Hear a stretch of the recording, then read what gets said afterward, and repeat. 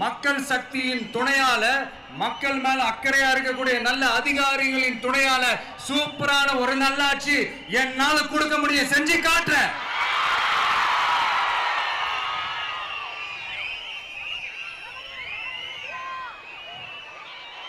நாலரை வருஷம் ஆச்சு, 4.25 வருஷத்துக்கு மேல ஆகுது. இப்போ ஒவ்வொரு வீட்டு கதவையா தட்டி உங்கள் கனவுகளை சொல்லுங்கள், உங்கள் கனவுகளை சொல்லுங்கள், நாங்கள் அதை நிறைவேற்றி காட்டுறோம். இல்ல, ஸ்டாலின் சாருக்கு மக்கள் சார்பா ஒரு கேள்வி. மக்களுடைய கனவு என்னன்னு உங்களுக்கு தெரியுமா சார்?